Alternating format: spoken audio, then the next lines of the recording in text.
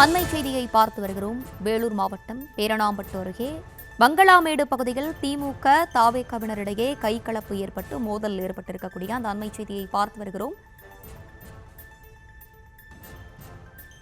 கூடுதல் விவரங்களோடு இணைகிறார் எமது செய்தியாளர் சிதம்பரம். சிதம்பரம், வணக்கம். என்ன நடந்தது? விரிவான விவரங்கள்.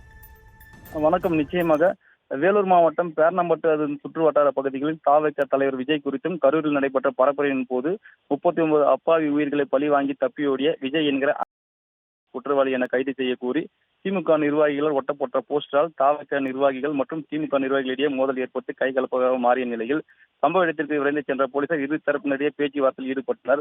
காவல்துறை கண் முன்னே திமுகவினர் தாவேக நிர்வாகிகளிலிருந்து தாக்குகின்றனர்.